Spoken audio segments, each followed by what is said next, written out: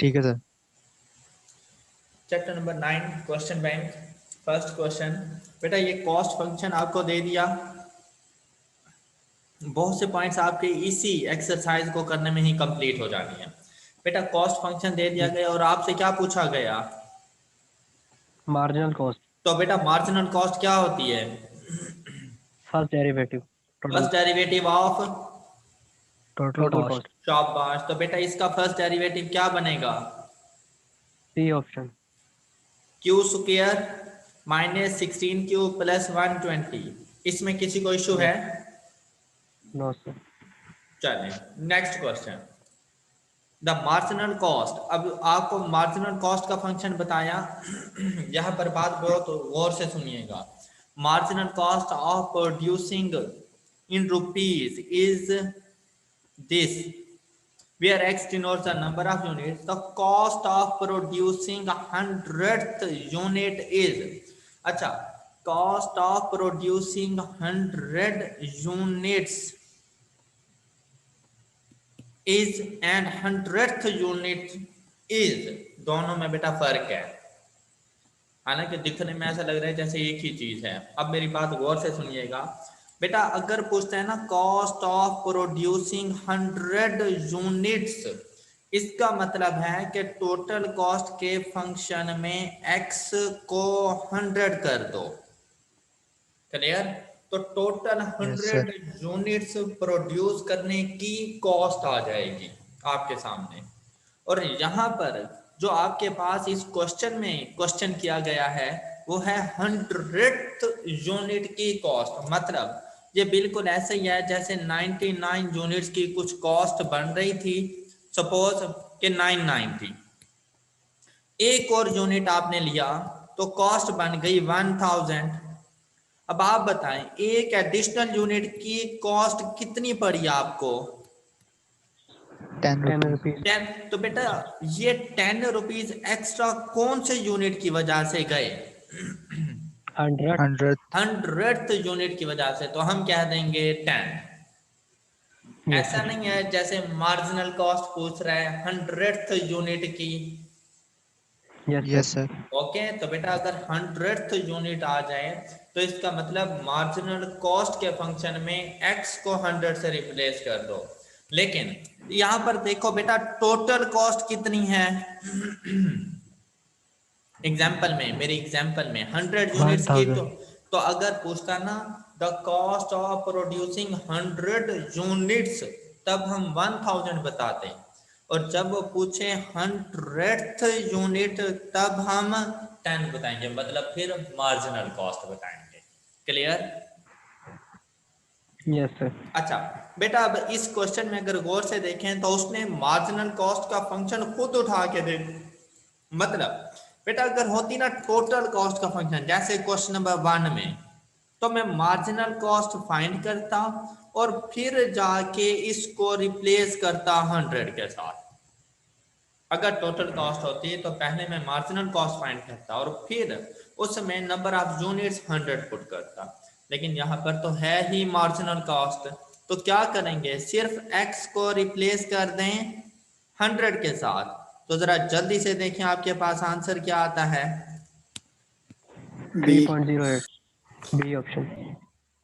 और आप मेरी बात समझ भी चुके होंगे।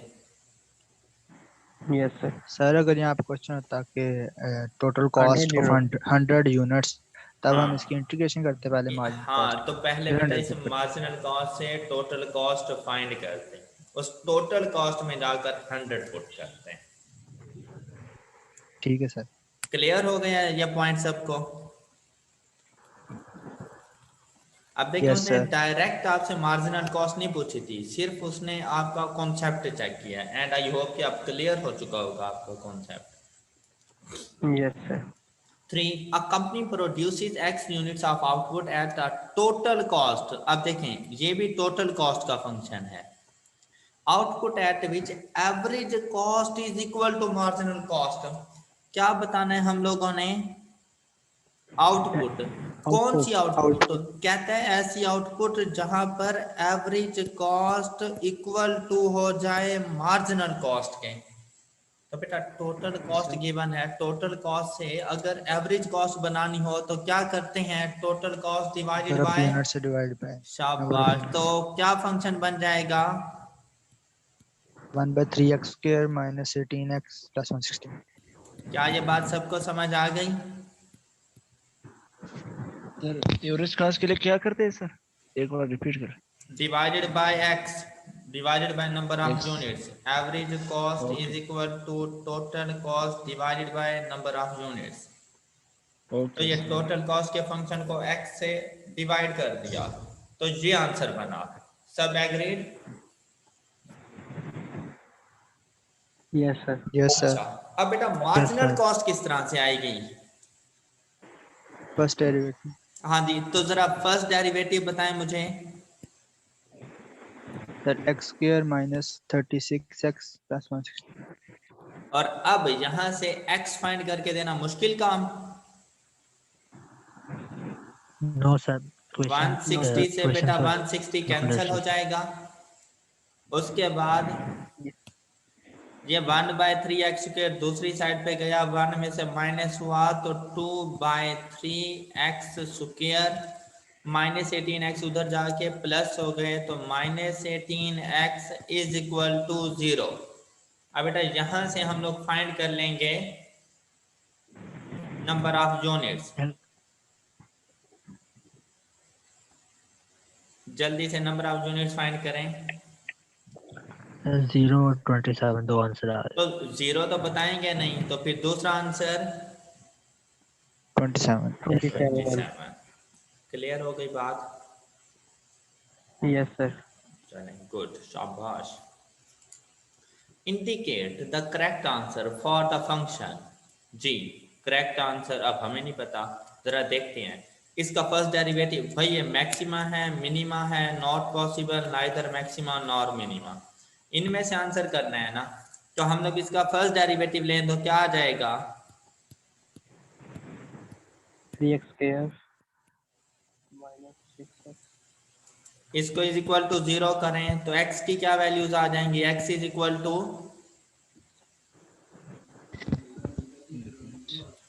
x is equal to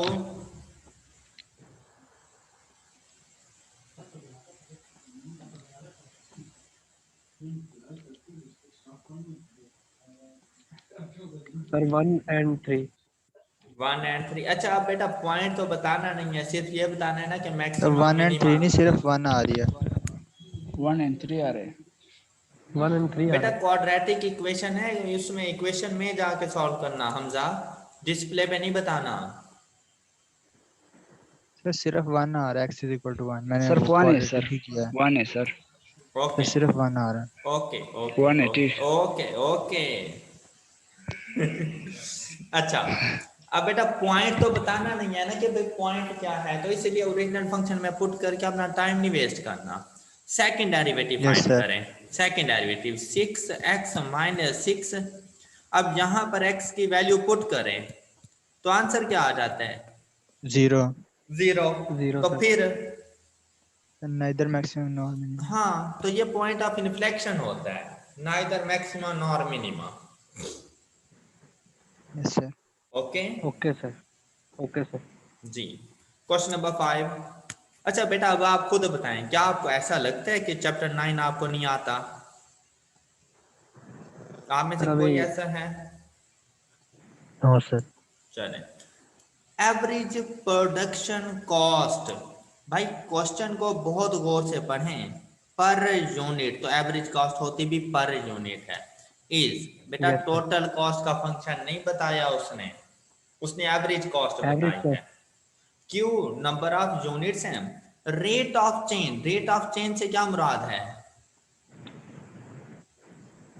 of average cost at production point of 1200 is, rate of change से मुराद होता है फर्स्ट डेरिवेटिव। ये पहले भी मैंने बताया था चैप्टर नंबर 8 में, जब उसने कहा था 15 to 20 या पता नहीं 10 to 20 अगर वैल्यूज को चेंज करें तो एवरेज रेट ऑफ चेंज क्या आएगा,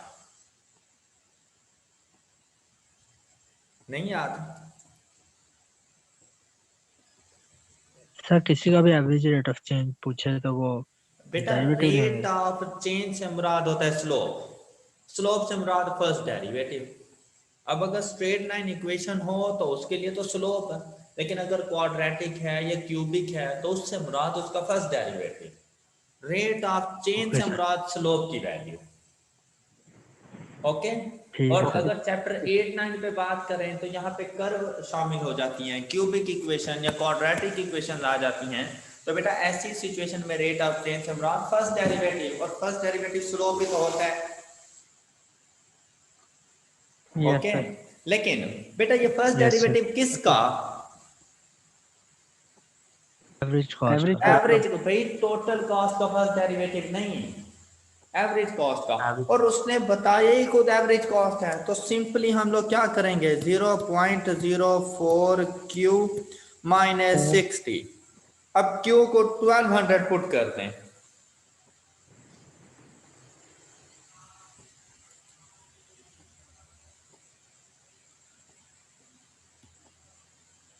-12। 12। ठीक है सर। बस क्वेश्चन सॉल्व हो गया। अगर यही होता rate of change of total cost, तो बेटा पहले एवरेज से टोटल कॉस्ट बनाता। वो कैसे बनती है? Sir divide by x. सुभान अल्लाह। Multiplied by multiplied by x, शाबाश। और यहाँ पर एक्स नहीं, Q, yes sir, number of यहाँ पे यूनिट। ठीक वो है सर। Number of units. यहाँ पर नंबर ऑफ यूनिट्स को क्यू से रिप्रेजेंट किया गया है। Done. Okay sir. Done sir. Next, given total cost function, the relative minima और मैक्सिमा फॉर द फंक्शन। भाई मिनिमा या मैक्सिमा बताना है, टोटल कॉस्ट का फंक्शन है, क्या प्रोसीजर है? First derivative yes sir. जी सर। बताओ जरा जल्दी से।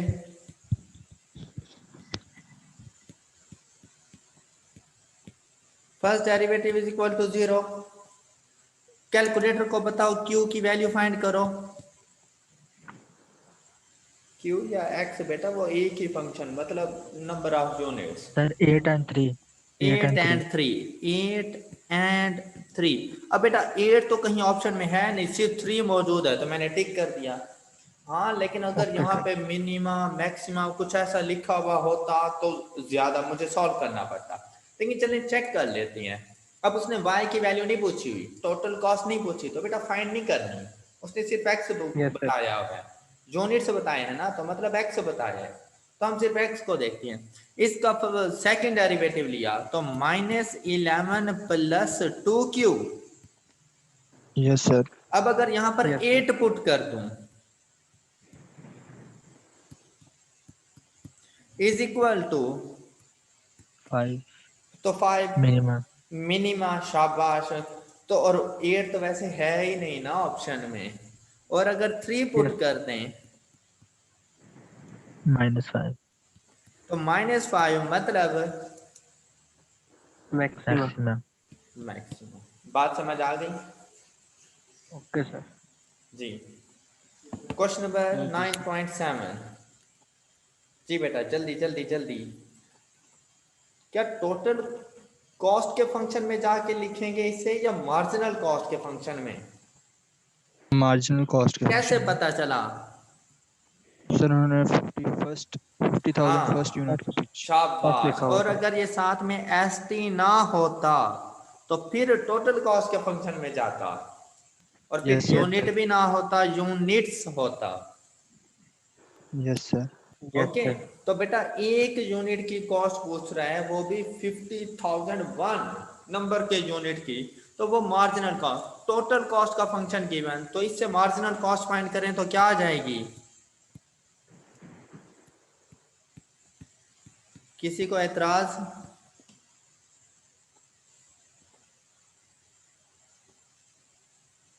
किसी को एतराज फर्स्ट नो डेरिवेटिव सर। में? तो अब x को रिप्लेस कर देंगे, जो वैल्यू वो बता रहा है 50,001। हाँ जी, ये कैलकुलेटर को बताओ जरा, फाइंड करो।